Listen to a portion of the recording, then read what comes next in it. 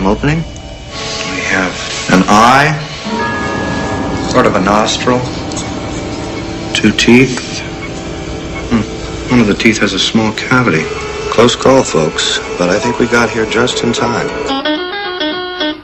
Presented by Maria Menounos and Kevin Undergaro. This is Anatomy of a Movie. In-depth discussions and breakdowns of various movie titles. And now that you've seen the movie, let the dissection begin. Well, hello everybody, and thank you for flying Anatomy of a Movie Airlines. Today on our non-stop flight, the movie Non-Stop. I'm your captain, John Comerford, and I'm joined in the studio by co-captain Phil Svitek. Hello, ladies and and our gentlemen. navigational officer, Demetri Panos. Stewardess, is there a movie on this flight? That's right. And speaking of stewardess, Control booth. Our flight attendant, our control booth is, thank you very much, Phil, Marisa Serafini. Hello, everyone. All right, guys, so let's get into this. No more goofing around. Non-stop. Let's jump right in. How do we think? What do we feel? This was, I was excited to see it. I really like Liam Neeson, and I like the movies he's putting out, but I didn't realize how good it would be. Really? So you were surprised by it? Yeah, it was really as good. As it was. Oh, nice. Great. Really good. Okay, Demetri? I was sucked in by the marketing. Mm-hmm. You know, Liam, they did a good job. Liam Neeson kicking ass. Mm-hmm. He's been doing a great job of that. And yeah, the movie didn't disappoint. I had a good time. Yeah. Good time. You know, It's a good action flick. I don't know if anybody used this, but I hope they did. It felt like Liam Neeson taken to the airwaves, that kind of thing. Or Airport 2014. Yeah, there you go. Yeah, I didn't see any ad campaign. I just said, okay, that's the one we're seeing. Okay, so I did a media blackout on it, and I just went to it. And, it's perfectly acceptable what it is. It's great popcorn movie, lots of fun. Yeah. And a couple things. I think, Demetri, what was your turn? You have to put your... Yeah, you check your brain in with your there you luggage go. at security. That's and right. go. And a couple of things. But other than that, I had a lot of fun. Yeah. It's a lot of fun. Liam Neeson's kicking ass. I mean, it was crafted really well in terms of the twists and turns and how they were able to get it. I have to say, I really liked how they really were stingy about who because you didn't know who the hell was doing it for the longest time. Yeah. And I thought that was fun. Yeah, and if I could, I want to bring up again, going through the marketing, watching the trailers. Mm-hmm. I'm like, because they sort of make mention of Julianne Moore. Yeah, she's barely. in the movie, right? Yeah. And then I'm like she's got to be she has to be behind this because she's not going to take a role where she's just a passenger. Right. And in the trailer, she was just a passenger. And then the movie's going on. And again, we're an anime movie. We're very spoilerific here. Yeah, no, we twist, assume so you've we're already gonna- seen the movie. So yeah, if you haven't seen the movie, go see it first and then come back to this. And, even in the movie, they set her up as a MacGuffin. Sure. To say, hey, I'm sick. I don't care about dying. And you're thinking, oh, okay, she's going to take the whole plane down because she doesn't care. And then when the reveal comes, I was like, okay, I very crafty. Right. But well done. also I in didn't see it in the coming. trailer, they have Michelle Dockery wailing on somebody. Right. And and I go, well, is she behind it? Because you would never expect her to be a little Downton Abbey girl being behind it, right? Yeah. And I go, well, okay, maybe, all right. Yeah. So, but they did, and then I saw Corey Stoll. Yep. And I go, oh, well, he's got to be, because who's your villain going to be? It's got to be somebody you know, right? Uh-huh. And so you don't know. But so for that, I really appreciated it Same because here. they did a really good job of just using the technology and not giving that up. Right. Just real fast, I don't want to spend too much time on it because it's going to get boring for the audience, but who did you think was the villain? And I'd like it to be from everybody. Oh, okay. I'll just name the options were it could have been the co-captain, it could have been the captain, it Right. could have been his number one girl stewardess, Yeah. it could have been Julianne Moore, it could have been our New York cop. yeah, it could have been the cop, it could have been it could have been the doctor, Right. it could have been the black guy, Sure. for lack of a better term. Well, either one. And then also and then the weird guy. Yeah. So, and I kept, this is why I thought it was great, is I didn't know. And I kept going, okay, it's got to be him. It's got to be him. Because, that's what you do on those things. When you don't know, you're figuring out, your brain's going, okay, well, there he is. There he is. Yep. And so I didn't know for the longest time. And after a while, I just said, it's good. Just watch the movie. It'll be fun. Yep. So I stopped trying to figure it out. Yeah, as I said, I really thought it was Julianne Moore. I thought she was behind it. And,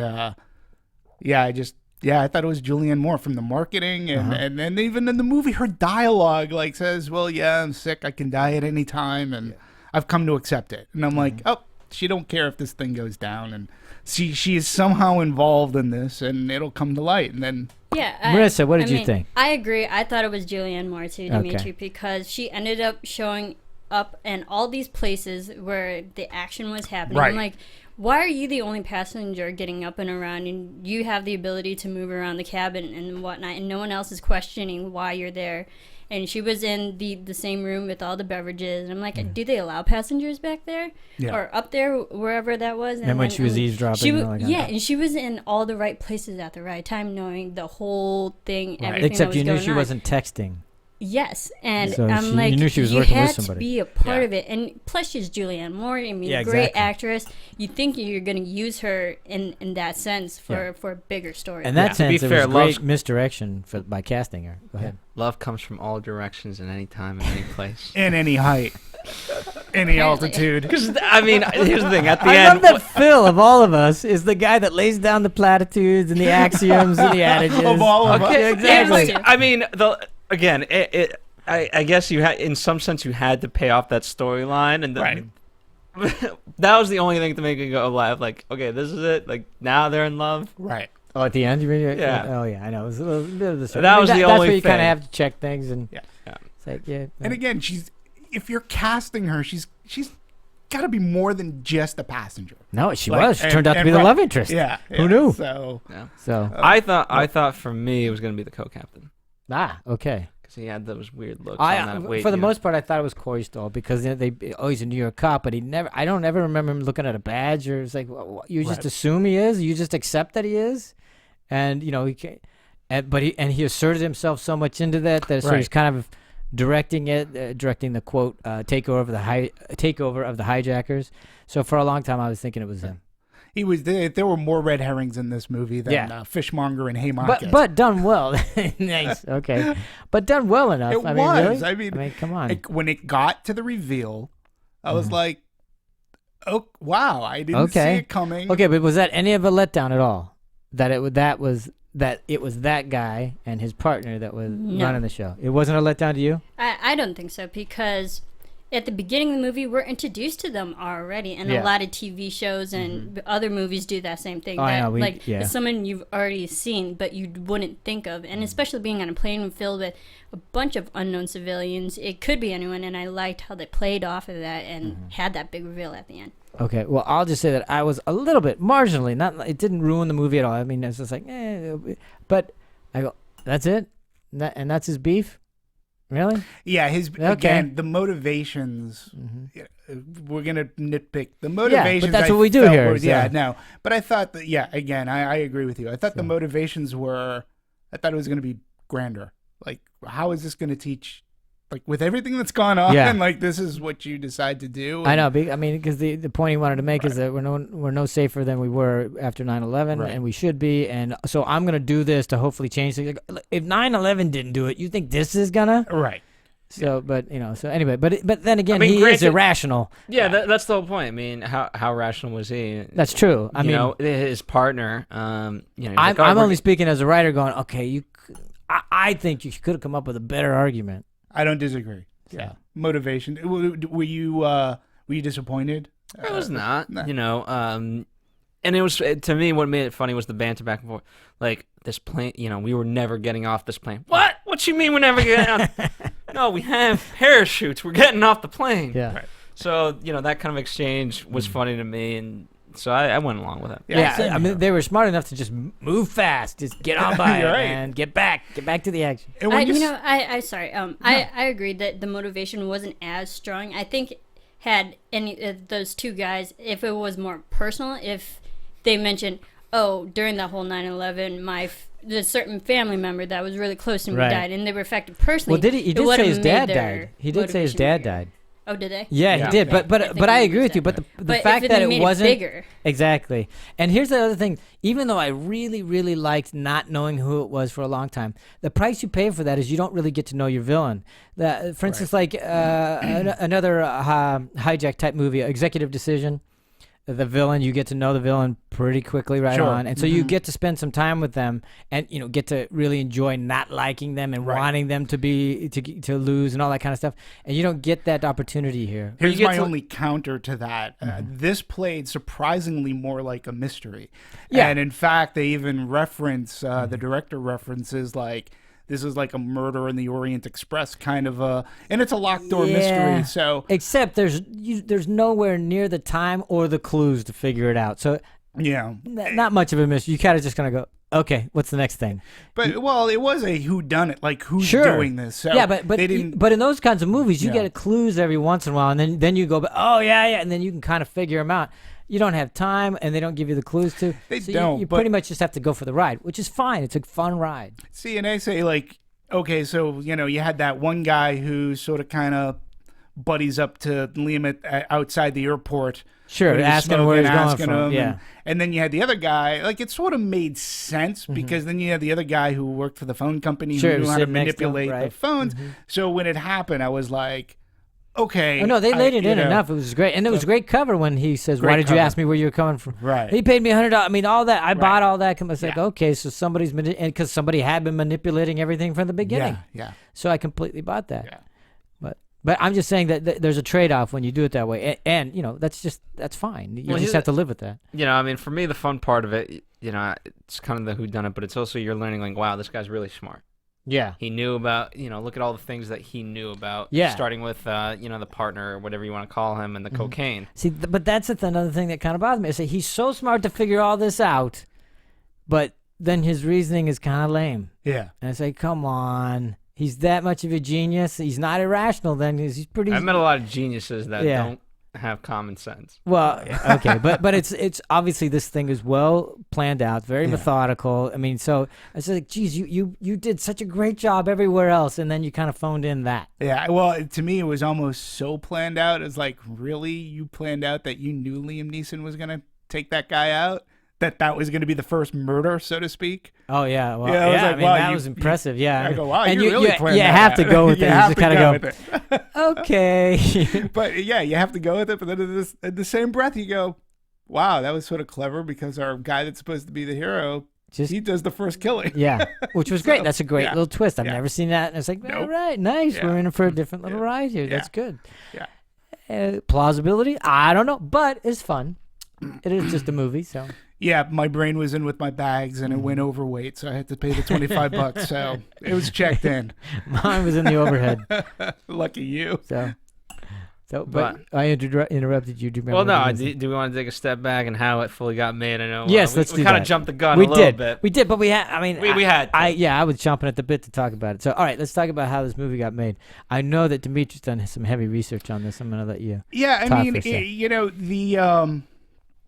Have we, well, first off, because I don't want to butcher the gentleman's name, have we come up on a ruling in how to properly pronounce? We're going to say Collet-Serra. Okay, our tagline of the episode was, the hijacking was just the beginning, the butchering of the name is at the end. Yeah, there you go. So we'll go Collet-Serra.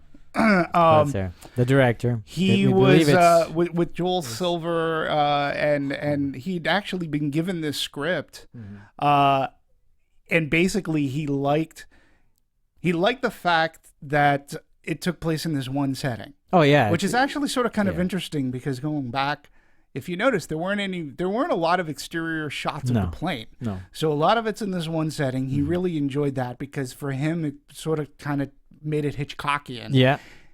Believe it or not, there was no mystery in the original screenplay, and he wasn't a big fan of the original screenplay. As it was presented to him, he was the one responsible for putting in the mystery. He said, you knew who the villain was right from the beginning. And he goes, to me, that was sort of kind of boring because you're already in one setting. Yeah. If you know who the villain is at the beginning, then where are you going from there? So he actually threw the mystery part into it. And, he'd worked with Liam Neeson prior with Unknown, I believe the movie was. Okay. And, Joel Silver, who's a big fan. Listen, we can go through Joel Silver's filmography, but, they put the movie together. They went through Universal.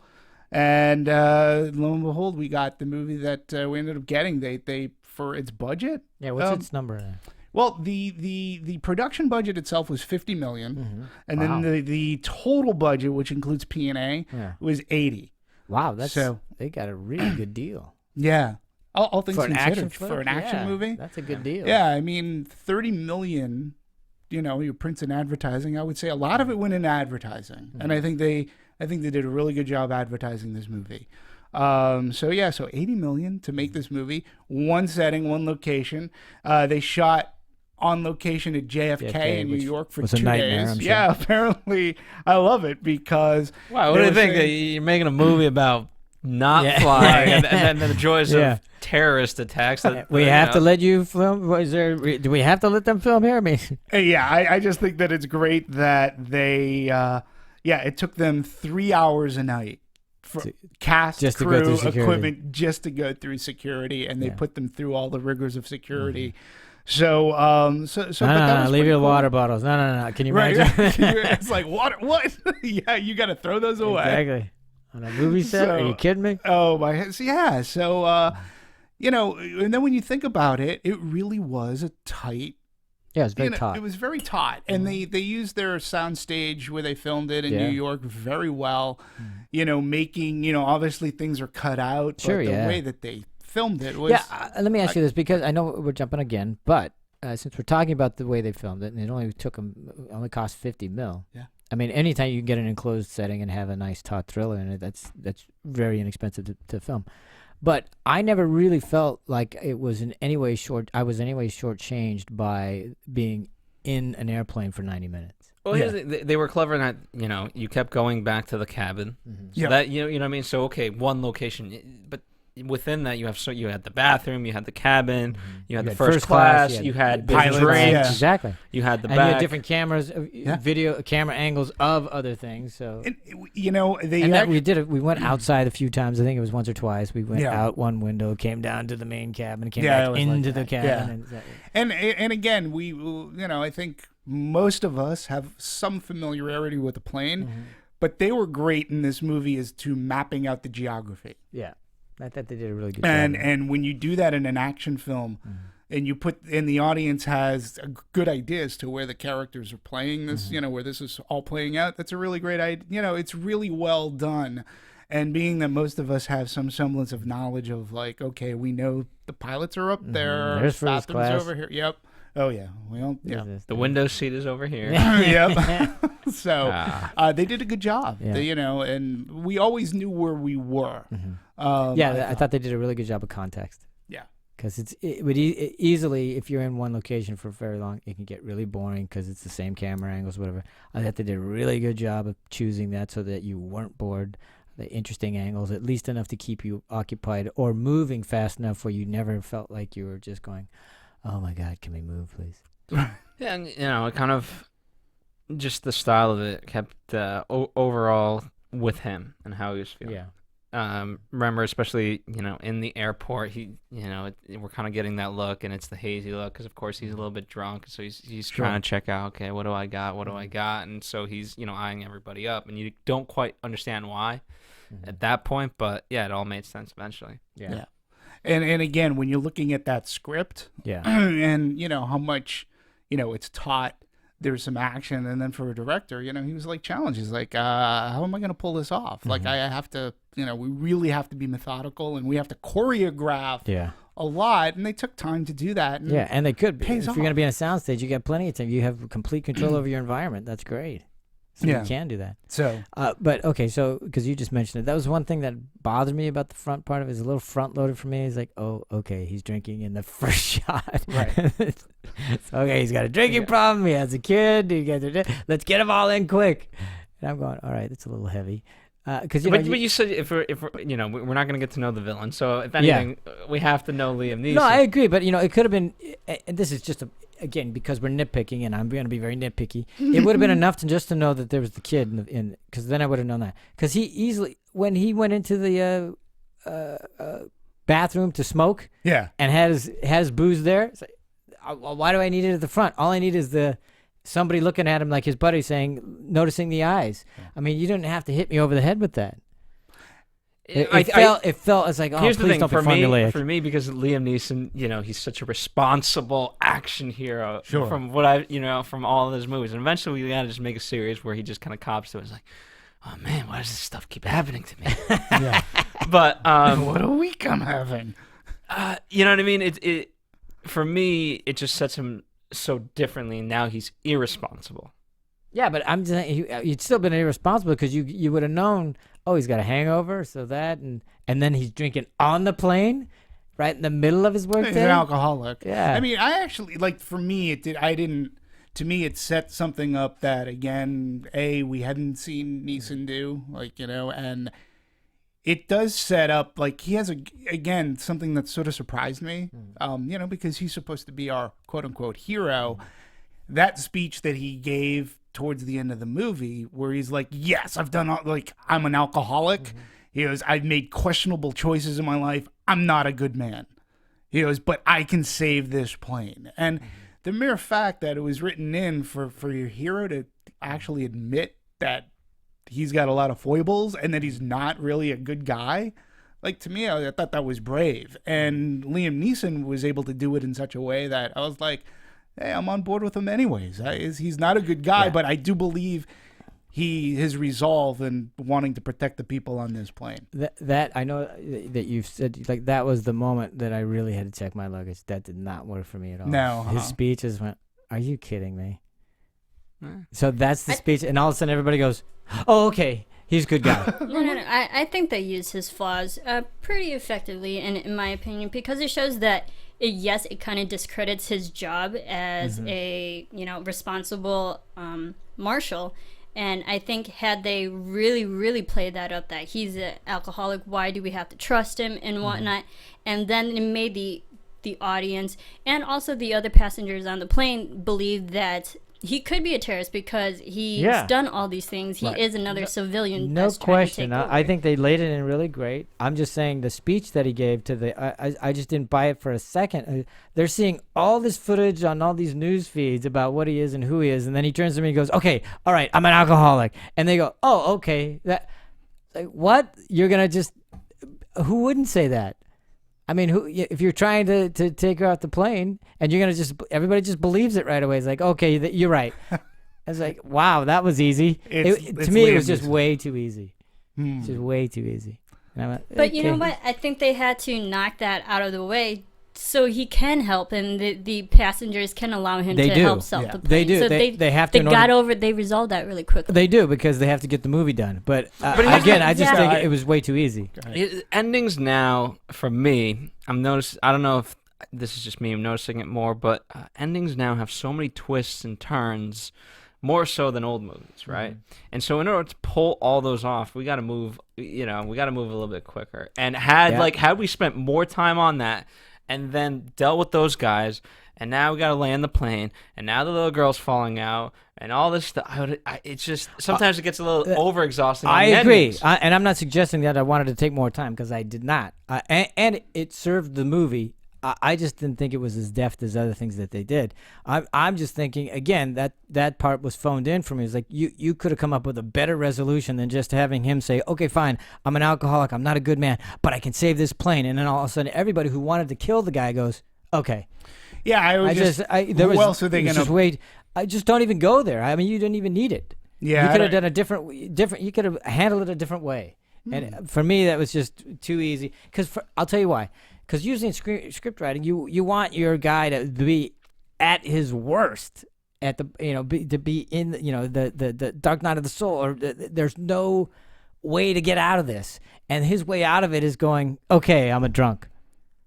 And I was like, I thought really? It was more than that. I mean, I thought he goes, listen, everything that you're saying, with the exception of me, I'm not hijacking this plane. You can believe everything else that they're telling you because that's true, and I cop to it. Yeah. But he goes, Oh, but not that. You can believe everything, but not this. And it's like, really? Nobody in the 150 passengers goes, yeah, I don't believe you? I was like, it's too easy. It took a long time for them to who else are they going to believe? Well, that's my point. They have control of the plane now. Yeah. I mean, if they really, it just was, for me, it was just too easy. And also, obviously, I'm in the minority, so let's move on. Yeah, at that point, the bomb is running out of time, so he didn't have time to really go over that. I mean, part of it is, the guy's gonna. I don't know. It works in two ways. If you show the bomb to people and like, hey, I found the bomb. Here's the bomb. Okay, you could of course be bluffing just to. Or he could have been the one that put it there. Exactly. Or in this case, I'm glad they bought a sincerity of like, oh, this guy actually just found the bomb. Mm-hmm. Yeah. So I mean, I don't know. We'll do a test flight. We'll see it worked. how everyone reacts. It worked. It served the movie. It was just kind of for me. It was just like, okay. Yeah, I liked it because we just don't get to see it in your typical action movies. We don't get to see the hero tell everybody, I'm really I'm not a good guy. To be fair, so we talked about other, Demetri thinks that other action stars could have done this, and we talked about, John and I talked about 16 Blocks. So I would argue 16 Blocks kind of let us in on that a little bit, but that was a very, totally very different. Yeah. But, really good. Yeah, I mean, I'm sure we're going to get into action heroes and, why Liam Neeson works. But I think, and again, for Liam Neeson is able to pull some stuff off recently that other people that we've iconicized, if that's even a word, sure, as it is action, here.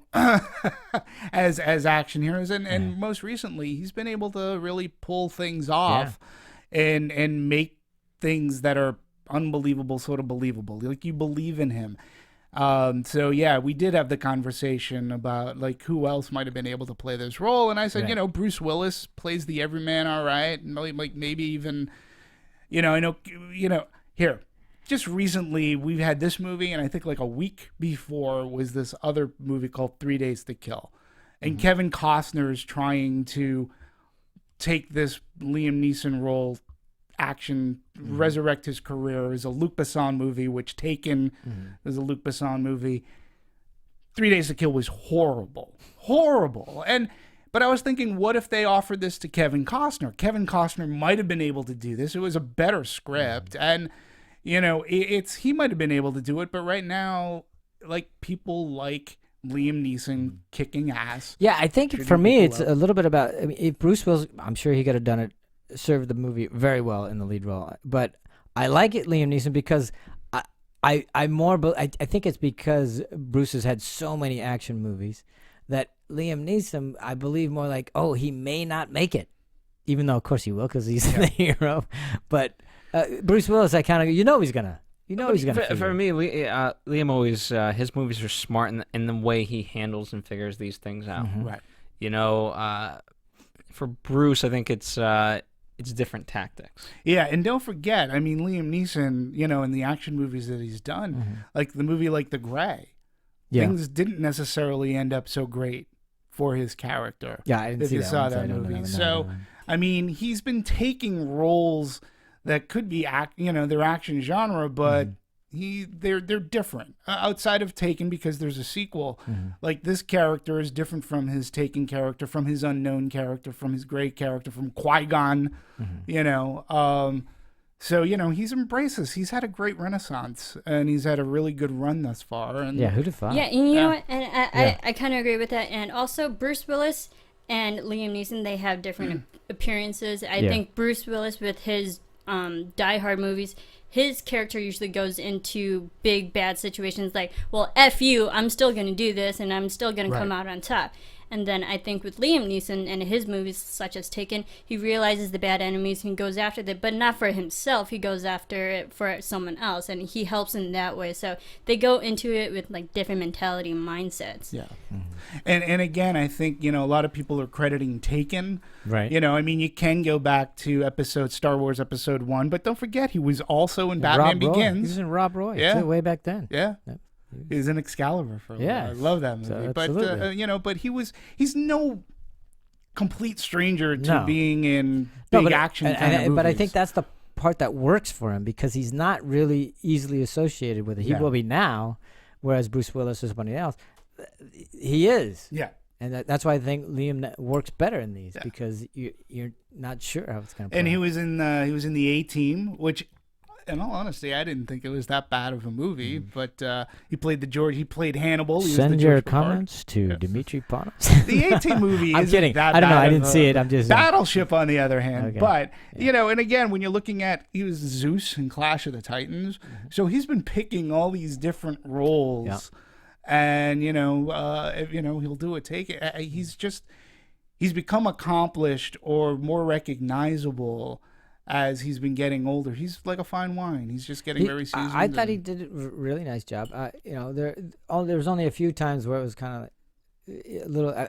It didn't work so much with me with the little girl. It's okay, but it wasn't singing on all cylinders, so to speak. That's a mixed metaphor like crazy. But anyway, I thought I like seeing him in these kinds of pictures. I think he does it well, and they're fun. And I think he makes everyone else shine. At Yeah, least in let's this go to the movie, other. you know what I mean? Because no one's. I don't think, for me, they're not recognizable by any means, apart from Julianne.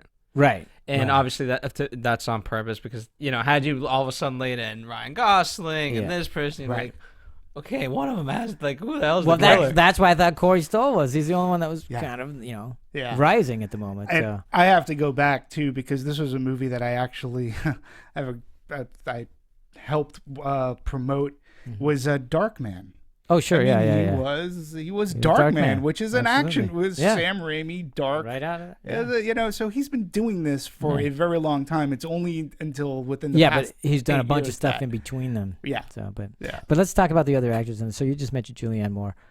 What did you think performance-wise? This is not a movie she would normally do. This is not a genre she's usually associated with.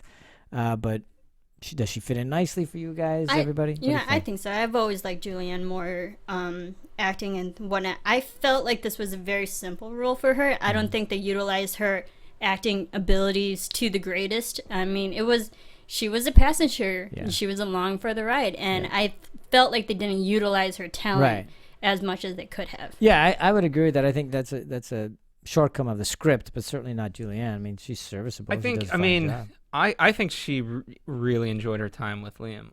They have, for whatever word she is saying, they seem to have fun doing it. Oh yeah, but at the end there, when they're together, does that work for you? Because I mean, That was the kinda, only thing. That was the. But here's the thing. That's a It reminds nice me. note. In terms of her, she's taken on some funky role. I mean, Don John. She Right. literally. Okay. I don't want to spoil the movie, but oh my god, Yeah. it's a fun role. But oh my god.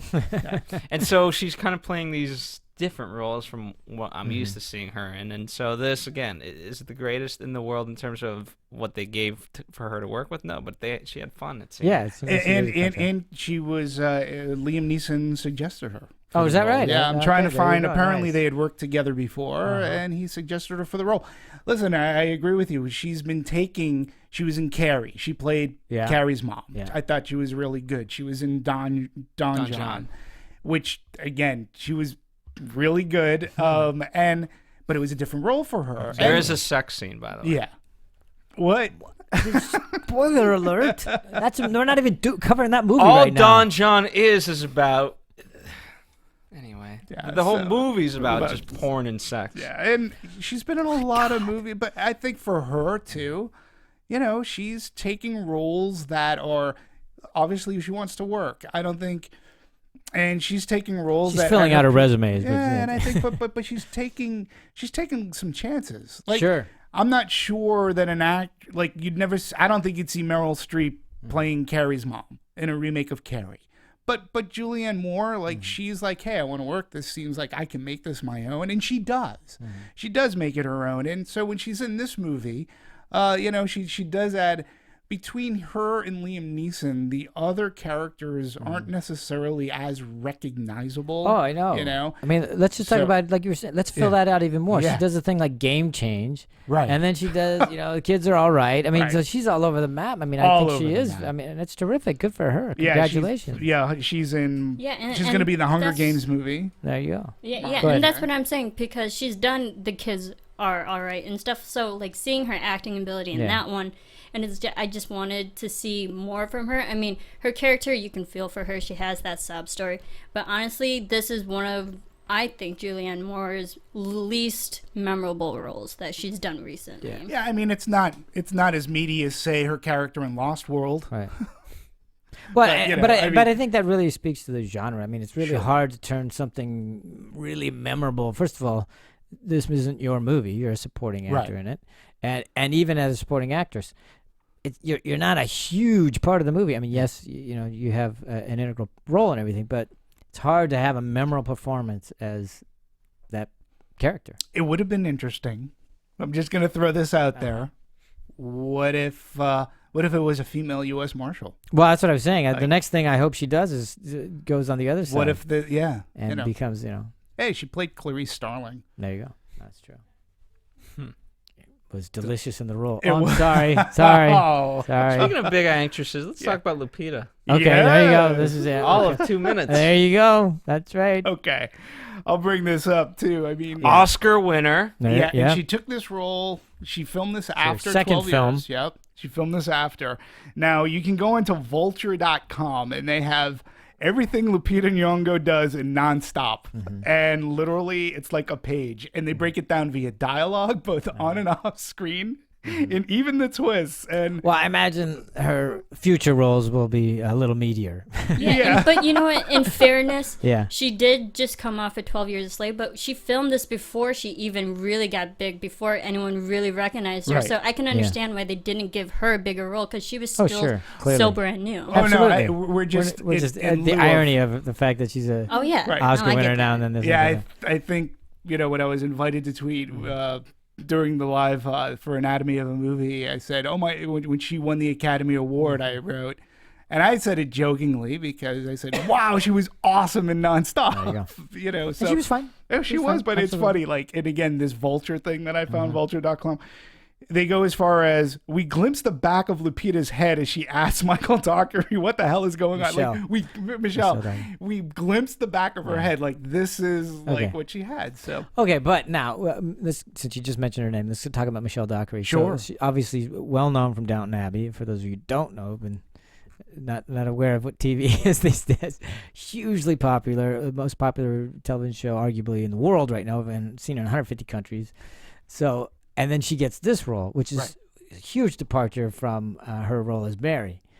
And I watched Downton Abbey, so I was anxious to see what she'd do in an action movie. And I thought, wow. And what was nice is the first time I see her, it takes me a second. I go, oh, there's Mary from Downton Abbey. But she doesn't have the affectations that she does as Mary, and so she's calmed all that down. And I thought, wow, good for her. it's a good role to try to. And she gets to slug somebody, which is great. I mean, I'm sure if she saw that, wait, I get to hit somebody? Yes, I'm in. Yeah. Now, if I'm, if we're gonna be nitpicky, my thing was like her relationship with the co-pilot. Yeah. I was like, that's why that was thrown in, like to me, that was thrown in there. Yeah, just to give some more intrigue, I guess. Even her relationship with the marshal, and like, well, okay, they know each other. They and have she a knows not to personal give him a connection. drink. Right. She That gives was him a water. good So I scene, liked that moment. Yeah. It's like, oh, good for him. Good for her. But if you're trying to, like, it's a good role to take. Yeah, it was. It was a good role. If you're gonna try to break away, be in this. It was kind just of a movie. substantial enough. It was enough to. It was even to some degrees even more substantial for me, impactful than Julianne Moore's role. Not in terms of time, screen time, but in terms of changing the image of people, of what people think of you and know of you as an actress. I think that was more impactful. Yeah, and she, in a sense too, she could add a little bit. I agree, because that scene that you talked about, she knew enough about our hero, hero Marshall, not to give him a drink when he asked for it. And and she plays a key part. Like, he has to convince her as well.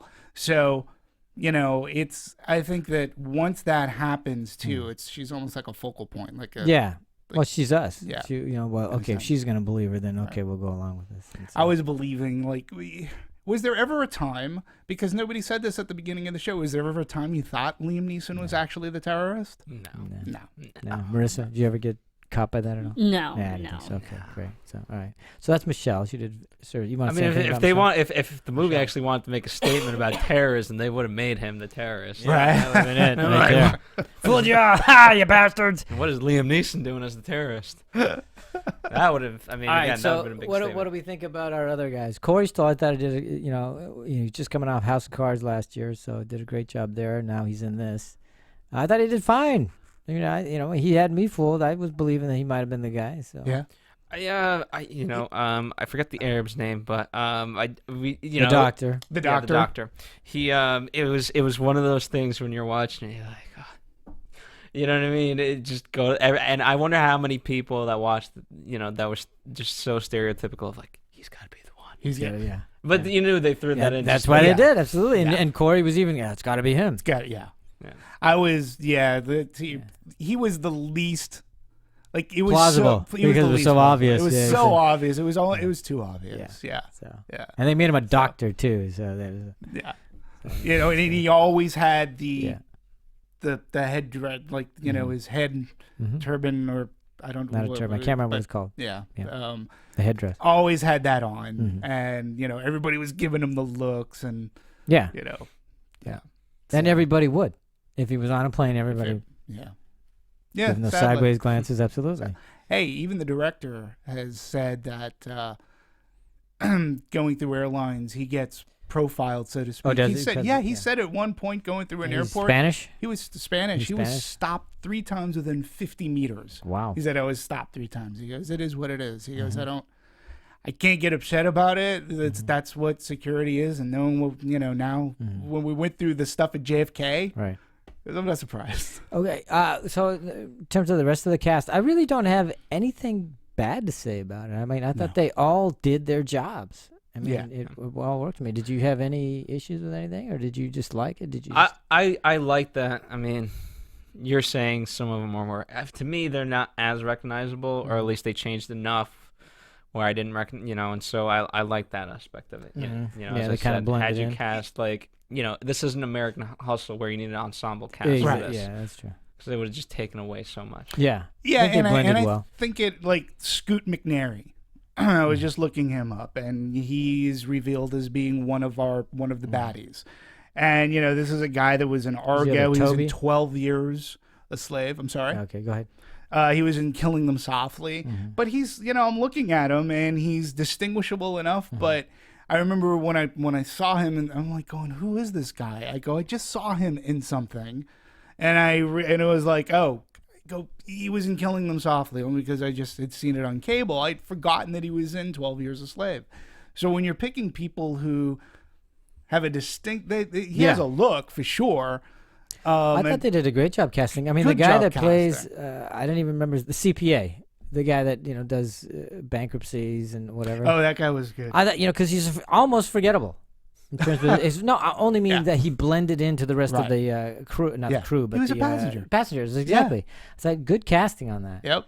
And even the other gentleman who turns out to be the baddie, he wasn't anybody that I No, recognized. no. And I think I did I can't remember from what movie, but I go, oh, that guy. Yeah, I've seen that guy. is a gentleman, Nate Parker. Yeah, Nate Parker. Nate Parker, yeah. He was in Row. He was in Arbitrage. He was in Red Tails, Nonstop. I mean, he's been in movies, Red but Tails, I where think remember from. I think it's smart when you're in such an enclosed environment. Yeah. Had you put in some more star power, it might have been obvious to the audience as to, well, No, it's that's not why I gonna think it be was smart. 'Cause very smart Julianne to Moore, do. just like everybody here, said, well, it has to be Julianne. Why would she come in here and Why do would this, she right? So that Right. and Corey, for me, since he was known from House of Cards, I go, oh, there you go, because he took the role, right? Right. Because he's like, he's not quite A-list, but he's getting there, right? He's on his way.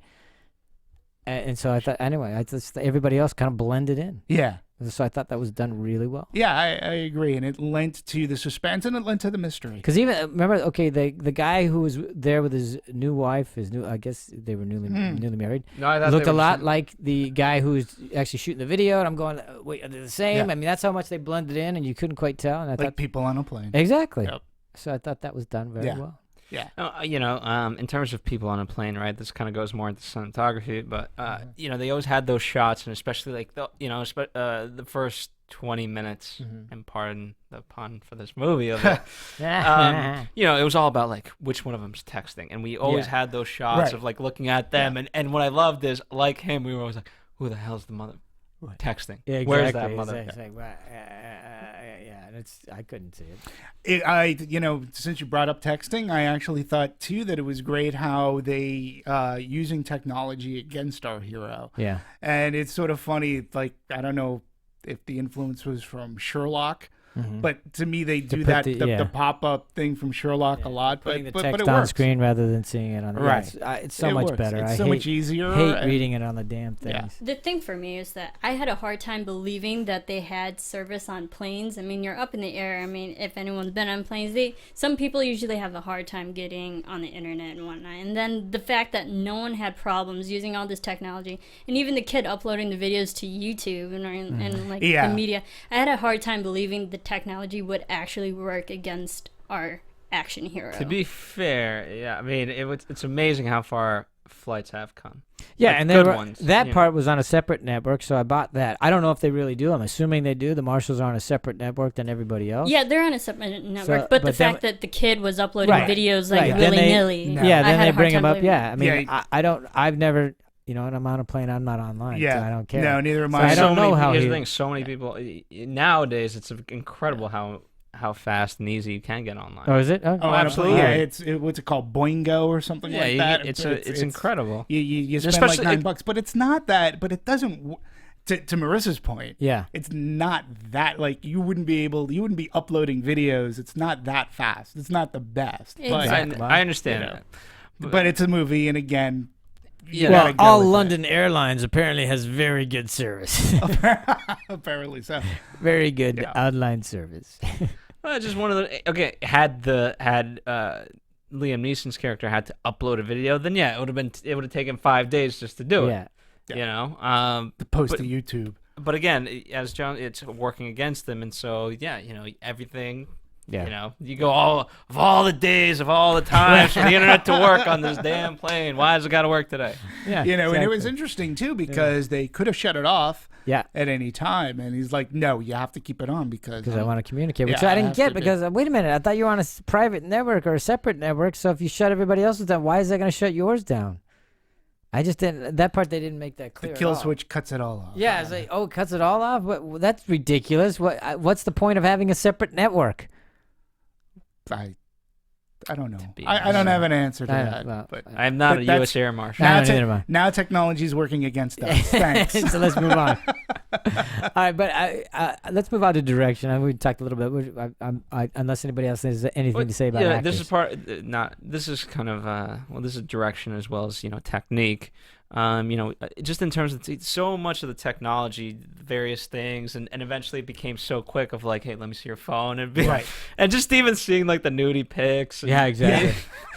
Right. Yeah. Okay. Today, here you And go. how Yeah. ubiquitous it is now in films. know. They're always using the phone and whatever. And if we're going to talk about the director, like the films that he was sort of kind of taking from, like some of Yeah. the Hitchcock films Sure. and Murder on the Orient Express and stuff, he goes, there are scenes that Hitchcock would have where the guy's just looking for a phone. Yeah. It was that stuff, or even in our disaster movies, like Julianne Right. Moore, Let's get like to a phone. Yeah, you got to get to a phone. He goes, that's not the case Yeah. today. He goes, everybody's got a phone, and I wanted to use that so that it works instead of it helping the person. I don't wanted it to work against. Yeah, no, that part or- was great. or- It really or closed person. it in even more for him because Yeah. it's like not only is somebody out there manipulating things, everything I'm trying isn't working and it's working against me. The So net that was part was tight. good. Exactly, it's tightening the net was noose. tightening around him. Uh, So okay, but so we're going to direction. I thought he did a great job casting it.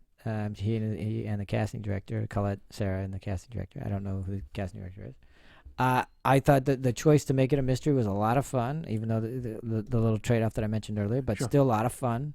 And way to keep us interested in a small enclosed space for 90 minutes. in the movie's an hour and 50. It's almost 2 I hours. just mean you're on the plane And- for about 90 and minutes, whatever. what I found interesting is And the other thing I thought was really good was that they chose in the writing, and whether it was the director or the script already had this, even though it's not actually film time, I mean real time, it Right. kind of feels like it's real time. Yeah. So there's that urgency of that 20-minute. They had the ticking clock every 20 Yep. minutes, and then you knew, The oh other my God, planes. exactly. So all that stuff was really building the tension and the excitement.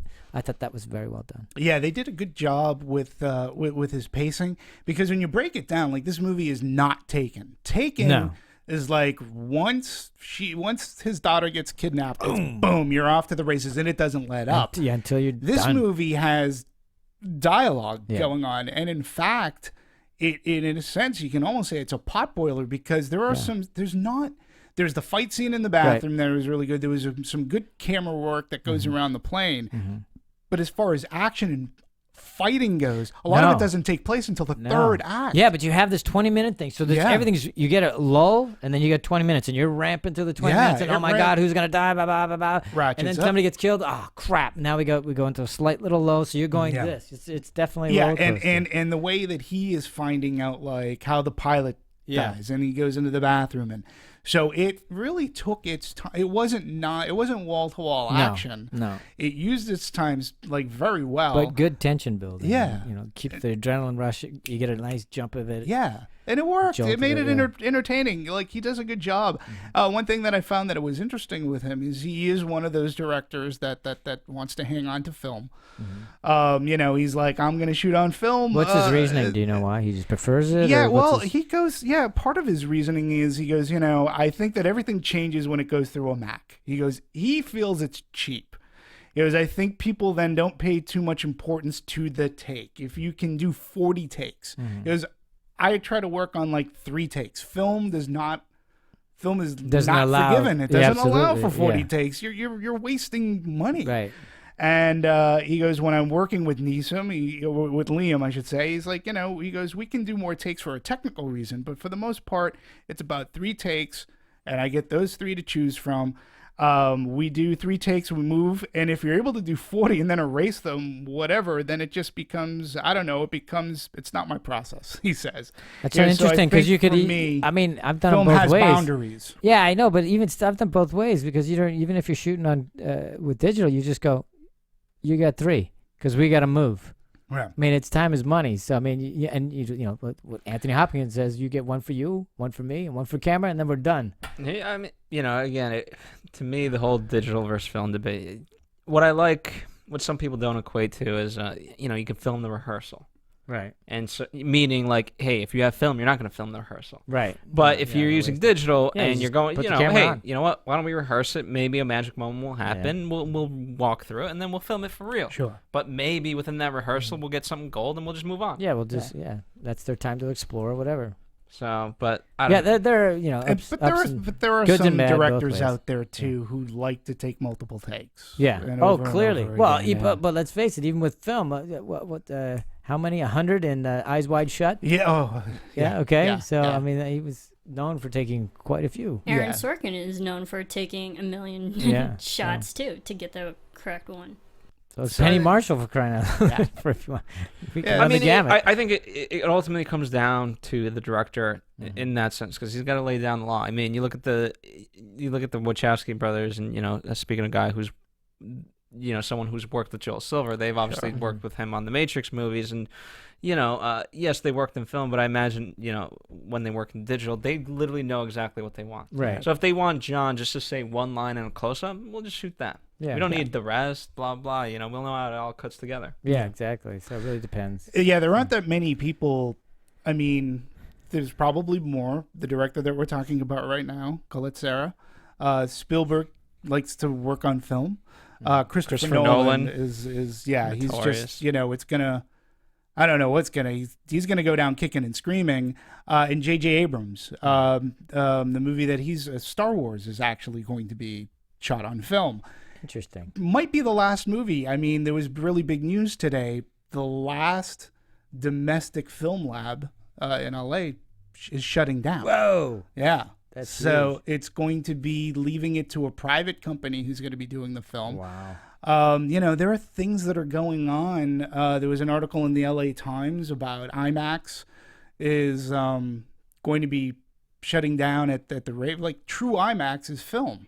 And it's a big 70 millimeter, but it's not cost effective. Studios are not using, they're not paying for the film print. And just to give you an idea as to what happened, like, the Rave Theater, we just had Gravity open, right? Gravity's big IMAX. They did, they're talking about see it in IMAX 3D.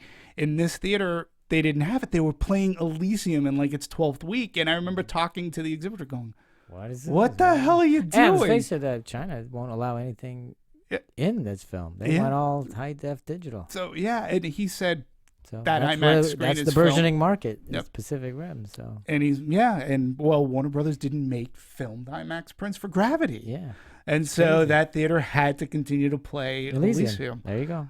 So I mean, it is a sign of the times, and eventually, Chris Nolan's and the J.J. Abrams and the great directors, they're just gonna. I mean, it's just not gonna be worth it. No. And they make long movies. Yes, those they do. folks.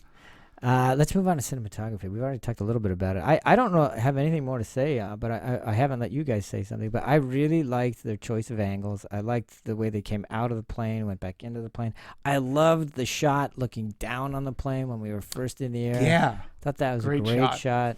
I love the different perspectives because we also saw the passenger's viewpoint. From on the iPhone, we saw the passengers how they looked and how they saw the marshal and how he was manhandling everyone. So we got the different media perspectives because we also saw the passengers through the airplane cameras. Yeah, as well. yeah. So I assume that's what you meant. Yeah, and even from the beginning when he's going through the security check and things like that, everything feels claustrophobic until you eventually, as all things, it has to kind of expand in it within its universe, right? And so we start seeing the various TV things, and so now we're a screen within a screen, so to speak, because they're playing the news broadcast. And you're watching on a screen, playing a clip that's on the plane. Yeah. So I was like, what the hell? Which is fun to see. And then, when the two planes come and they're tailing them, hey, don't drop down to 8,000, Right. And so just now the way they were tracking those planes across the windows. Yeah. The That was tracking, that was a really nice great shots, scene too. Yeah, I mean the gentleman's name, the cinematographer, is Flavio Martinez Labiano, and again, I hope I didn't butcher that name. He's worked. He did work on The Unknown. But when I was looking him up, he worked on this small little movie that came out in 1997 called Perdita Durango. It starred Javier Bardem.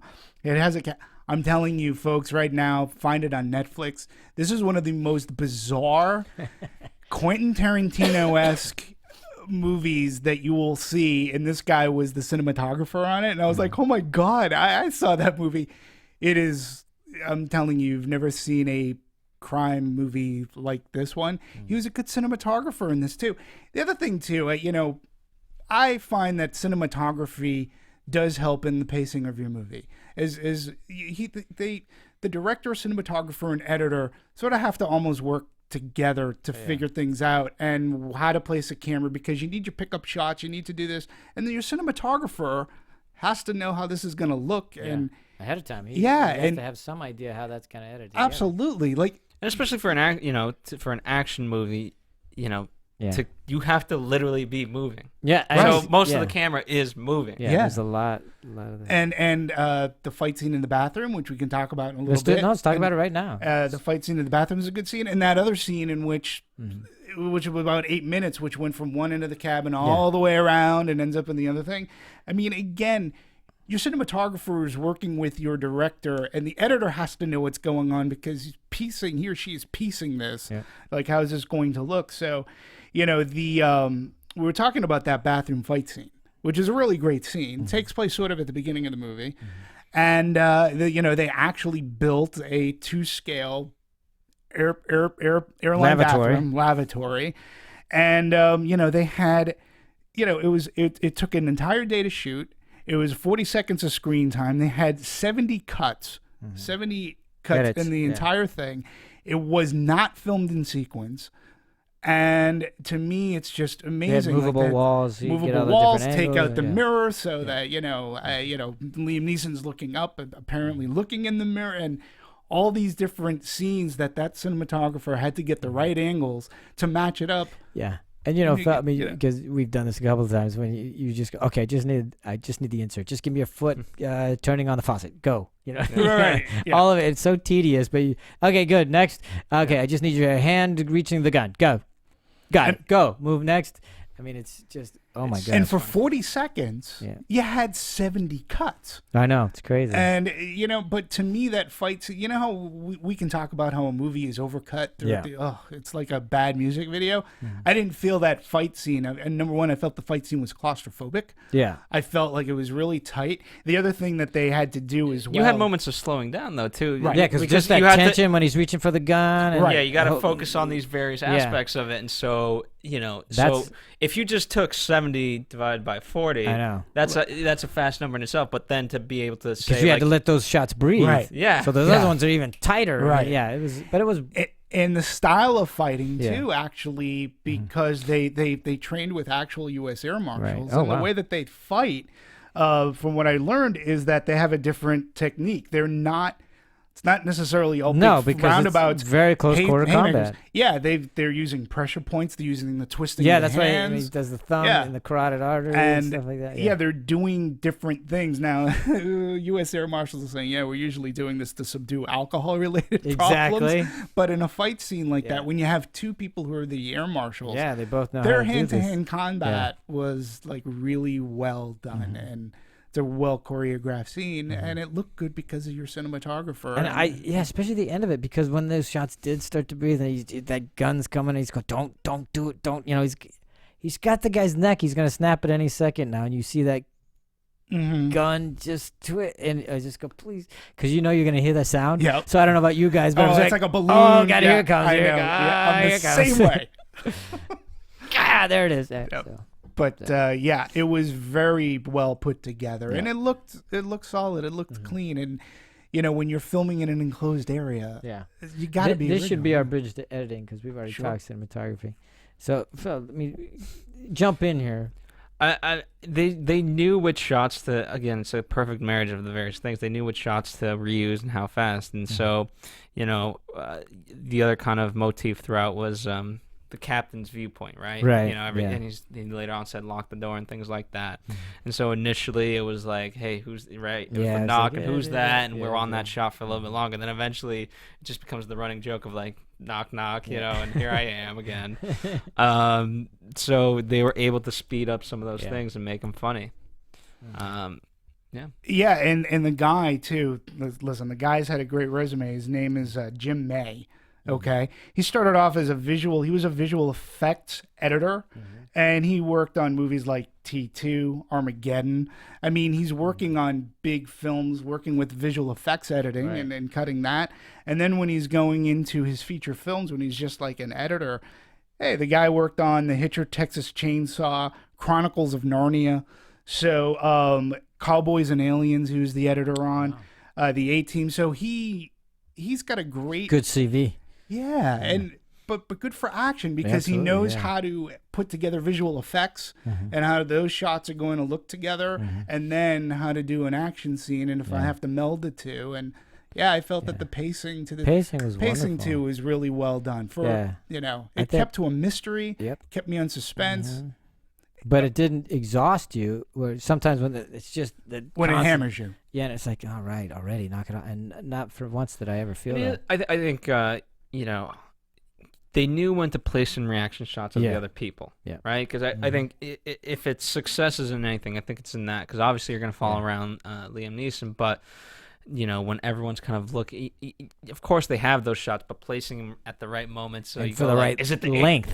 Of course it's like, okay, there's the Arab guy, but then I was like, is it the Arab guy? Because Yeah, they keep exactly. going, you know what I mean? And so they knew how to insert the various people. And Julianne Moore, they constantly cut to her, and she's looking back of like, oh, what is this guy doing? Yeah, and to your point, too, an editor, if not done properly, could give away who your villain is. Like if it's not edited. And this one, he used it so that there were MacGuffins throughout. He gave us those shots. Like those were intended for the audience to see, for us to think, to just did you see that look? Misdirect. Why did they cut to that look? It has to be him. Yeah, it's a misdirect. Exactly. Yeah, it's good. And I thought the editing leading up to the immediate moment when both of the culprits were like just realizing that okay, he's gonna figure it out. Yeah. And then like you saw the shots on both of their eyes and whatnot. They're like, okay, we gotta reveal ourselves right now. I thought that build up was really well done. Yeah. God, I don't know of anybody that's figured it out. You know, I don't know of any. When we walked out of the theater, it was like, one of the things I said was, yeah, there were times, you know, you got to suspend your disbelief and something like motivation. But in the end, I go, I didn't see that coming. I didn't see these two guys being because the other thing they set up too was the voice in the phone that Liam Neeson's on with exactly. too. It's like, what could, Because is that that guy knew involved? A lot. Yeah, Exactly. he knew a lot too. And it was like they really set that part up very well. That was, it was like when they finally cut to him and they put his face on screen. Right. I went, I really didn't want that. I wish you hadn't shown me his face. For some reason, it lacked all kinds of credibility. First of all, I didn't even need it. I don't think you needed it at all for the movie. You could ace that out. It wouldn't have been a big deal. Yeah, and it's interesting that you say that because, again, going back to one of the reasons why the director took the job, and he said, I purposely didn't show his face at the beginning of the movie at all. I didn't want there to be like this familiarity, this contact. We're in an enclosed space. They are cut off. Not until you see the clips of the news is anybody else involved. Right. Yeah. And again, it's technology working against the character going back because it is common now that airlines have TVs on their plane and they'll have some semblance of a news like a CNN or something going on. And I thought that the guy who had all that cell phone knowledge, I thought immediately he had to be involved. I was like, he knows way too much information about exactly what's going on in Liam Neeson's character's problem. Like, he's having cell phone network. I'm like, this guy knows way too much. He is either involved with it or he knows someone else who is involved with it. I disagreed because I thought they covered that through Julianne. Julianne knew because she kind of talked. She knew what was going on, and he was talking to her before he laid it out to. Yeah. So I bought that. Yeah, I bought that, and again, it put more of the attention on Julianne Moore. Yeah, that's why I bought it because she filled him in. I felt that way too. Yeah. He acted well for his acting. Yes. Remember? Because he was like, well, hey, can you do it in 6 minutes? It's going to take me 25. Exactly. Yeah, that part is good. I never expected the two We are partners. making our descent, so we got to get the music. We got to get the music. Yeah, so it's a guy. I'll turn this over to you guys. John Ottman, who this guy has worked on a bunch of films. I actually own a couple of his soundtracks. Wow, nice. The ones he's worked with Bryan Singer a lot. Everything from Valkyrie to Superman Returns, X-Men. Thank you. He also did Jack the Giant Slayer, but he's also worked on movies that he worked with this director before on Orphan. So there's the familiarity. He also did Halloween H2O. He worked on John Ottman. Yeah, and he brings Superman Returns, which, by the way, I know a lot of people down that movie, but the soundtrack is a nice homage to John Williams. If you're interested in those sort of things, he's a good composer. He's a good soundtrack guy. This movie, the music wasn't overbearing. All I can say about it is it never got in the way. Yeah, never got in the way. And it was subtle enough that I don't even notice it. I didn't even notice it, and I have no idea how it affected me or manipulated me. So I guess that for me, that's good. I mean, if I'm to knock the movie in that sense, then Hitchcock, if the goal was to be kind of sort of like Hitchcock had great scores that are really memorable. So if that was one of the goals, and I don't think it was, you failed on that respect. Yeah. But again, it succeeded in the movie. I'm just saying, if the goal was to be like that. Yeah, but Hitchcock, his music tends to be, like in your face, something bad is happening right now. So you always remember, it's always associated with a certain scene. And I felt like in this movie, it was just a nice, companion to everything that was going on. Yeah, and I'll say out of John Ottman's huge resume, there was only like 3 movies in which he did Kiss Kiss Bang Bang, which I love that movie. Yeah. I did while watching that movie. A lot of times, I noticed the soundtrack. It had this great jazzy feel to it, film noirish kind of. bought the soundtrack. Really good soundtrack. Obviously, Superman Returns. I said it's John Williams, so it. Are you sort playing kinda some of peaked to that for us, Marissa? Yeah. Thank This you is so the much. epilogue Very much. theme. Nice. And then The of course, kiss. of course, Halloween is an iconic. yeah, that's Carpenter. It's an iconic thing, and he added a little bit of orchestration did he? behind it. Took it less electronic from Alan Hallworth, what he did. John Ottman Carpenter worked. did that. It was Hallworth? Hallworth worked with Carpenter Okay. on a lot of films. Got it. Okay. But the original Halloween was all Carpenter. Got it. Okay. And then Hallworth worked with him a lot. But John Ottman uses, again, it was an iconic thing. So of all the movies, and I've seen a lot of the movies that he's composed, those are the three in which are recognizable. But I think there's a reason why they're like, he never, like you said, it never gets in the way of the movie. So I think yeah. it serves it very well. Yeah. Which I've said many times in this particular podcast. Sure. All right. I want to compare this with other action flicks, not only this year, but just, in general. How does it compare? Is it up there? Will it be remembered for Yeah. How does time? it? Yeah. I don't think it's. I don't know. It's certainly no Terminator and Robo. You know what I mean? Yeah. Like the ones we've kind of talked Right. about in a little It's bit. not going to go iconic. It's No. not gonna go- I think- You know what? I kind of think maybe not iconic, but definitely for transportation. I mean, thinking of other action movies, we had Speed that took place mostly on a bus. Right. We had Taken of Pelham 123 that was on a train. train. And now we have this one that's on a plane. So it's another action movie Okay, that but we deals have with executive decision. transportation. We have what was Denzel's a couple years ago when he played the drunk Flight. Flight. Yeah, Flight 1 or There's 2. that. I mean, it's in that. I mean, here's the good news. Okay. It'll live because of, you can now package Liam Neeson's action movie box set. Yeah, Yeah, okay. you could, Sure, no, you're right. That You're in itself absolutely is right. Yeah, okay, you're so right. maybe I've seen Nonstop. I haven't Right. seen No, you know what I mean? Mhm. Oh, No, you're here's right. my box set of all his action movies. Yeah, I mean, I would. It's not as good as Taken. Way better than Taken 2. And I already mentioned way better than 3 Days to Kill. Right. I think it But was that wasn't released. his movie. No, I understand, No, but but just we're making sure people know. Yeah, yeah, exactly. no, it wasn't his movie. But when you're comparing it to other action movies, I think this movie was released at the right time. Oh yeah, there's Like- nothing like it right now. And Nope. for anybody who's looking for a fun popcorn Yep. movie after all the highfalutin stuff from the Oscars, Absolutely. this is it. It was released at the right Yeah, time. great marketing. And you had like this movie, even if you market it Yeah. the way they did, it wouldn't have had the impact in the summertime. And what is the impact so- it has right now anyway? Well, what are the we- numbers? Oh, the numbers are actually check those pretty out. good. I mean, it Because opened up. smart to do it now. Yeah, absolutely. Really smart. Your competition was There is no again. competition. Well, you had 3 Days to Kill is Yeah. technically its only competition, but it opened up to number one at the box office this past weekend. It did 28.8 million, so close to 30. Very nice. And to date, it's box office estimated gross to date is 36. Mm-hmm. Now it's also opened up overseas, 55 million worldwide so Wow, far. there you go. So Nice. Good not for bad. them. People again. They'll like it. I think that's a credit to Liam Neeson. Yeah. People buy him now. We didn't talk about like our action heroes.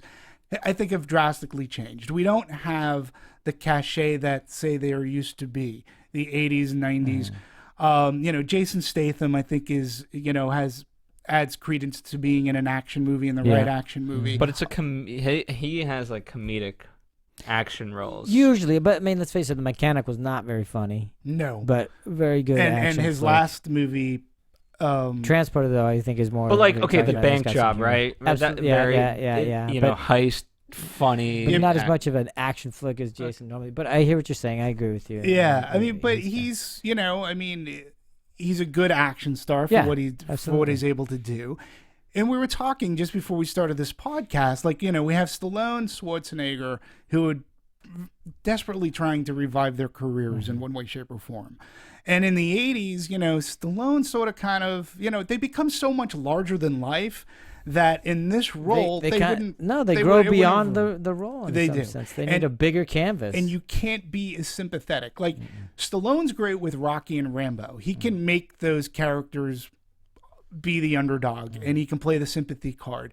Arnold today, not so much. Well, he's got what's his one that's out now? That's Well, he coming out has soon? Sabotage is coming there you out, go, yeah. but the both of them were in the Escape Plan, which didn't do that well. Each had their own respective Bullet in the Head for Stallone and Last Stand for Schwarzenegger. Each of those movies didn't really light up the box office, so people aren't buying them today outside of if they're in an Expendables movie, which those movies now are becoming a joke to themselves. Is it because of their age? Are we just tired of seeing them? Anything real quick? I don't know if it's their age. I think it's just Or are they just not that good of a movie?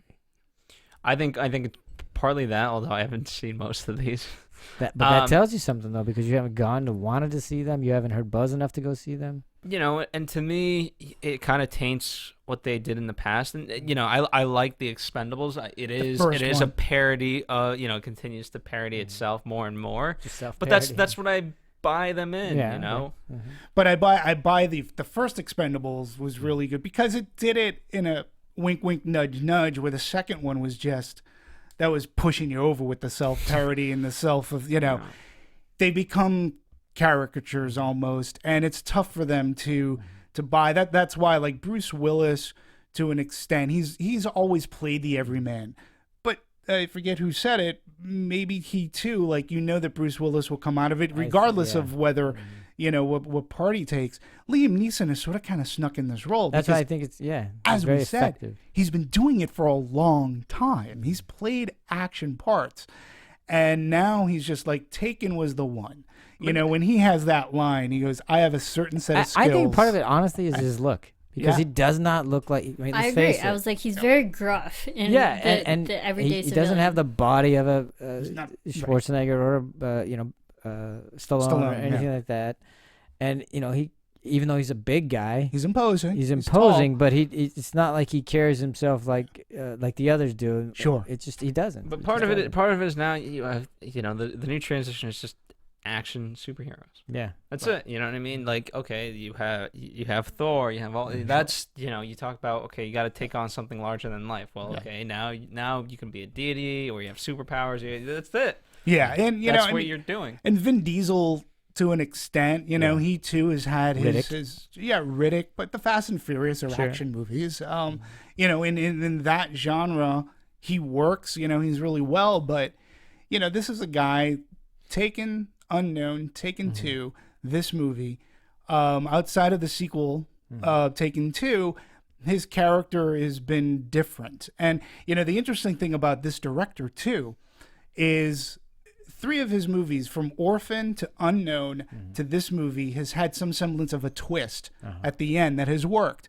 Orphan, regardless of what you think, I didn't see the twist coming. Okay. Unknown had a really good twist. This movie had a good twist. We didn't see it coming. But yet he's not known as a twist, quote unquote, director. I mean, the guy's pretty subtle, I guess. Very subtle. Like M. Night Shyamalan, when he comes out with Sixth Sense, that had a huge twist, and then he does Unbreakable, and like he became the twist director to his detriment, because when you started seeing his movies, you were looking for the twist. Yeah.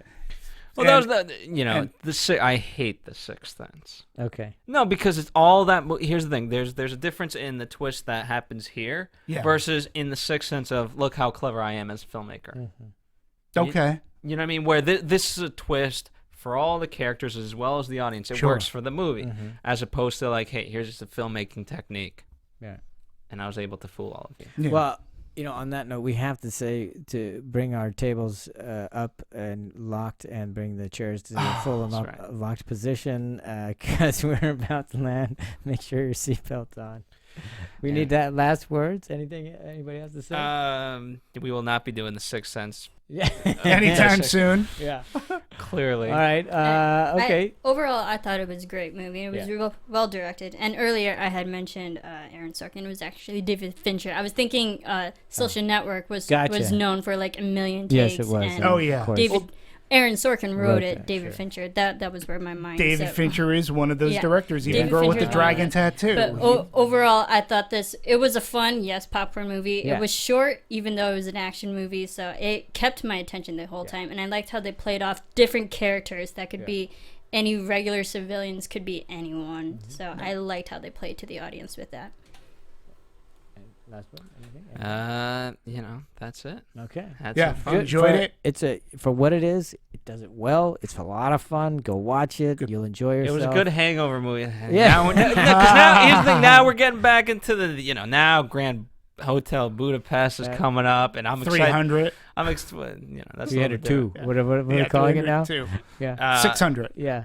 But so we'll definitely be discussing those types of movies. But I enjoyed just this one for what it was. And Okay. Now for everybody here who wants to write in a comment, go to anatomyofamovie.com. Follow us on Twitter at Movie Anatomy. And all that fun stuff. That's right. Let us know what you're thinking. And I'm going to continue to plug Anatomy of a Movie because we just had the Academy Awards. A lot of these movies that were nominated and won are on Blu-ray. So if you haven't seen the movies, go ahead. Check out Gravity. Check out 12 Years a Slave. They're on Blu-ray right now, and we talked about them. So Absolutely. we have longevity all through the home entertainment And here's what market we as know. well. I know you guys have been writing in more and more, which is great. And so what I'm learning about you guys, you guys really love what we do. You may not always agree, which is fine. We Which is don't absolutely even fine. agree. So to that, I'm sure you have. Who doesn't go to the movies? So the number one thing that you could do to give back for at least right now is just to spread the message. Tell a friend. Listen with your wife. Listen with your kids. Listen with a coworker. Whoever. Just be like, hey, these guys are pretty cool. The person that you go to the movie with. There you go. Yeah. Water cooler talk. So All right. On behalf of everybody here, I want to thank you very much for tuning in, and we will talk to you next time.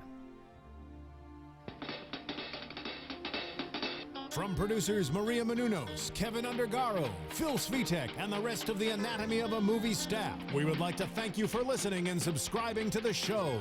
If you have any questions or comments, feel free to email or tweet us. I'm Sir Richard Wentworth, and this has been Anatomy of a Movie. Thanks for watching Anatomy of a Movie on YouTube. For more on your favorite movies, subscribe to our channel here, and be sure to let us know what you think in our comment section below here. Bye.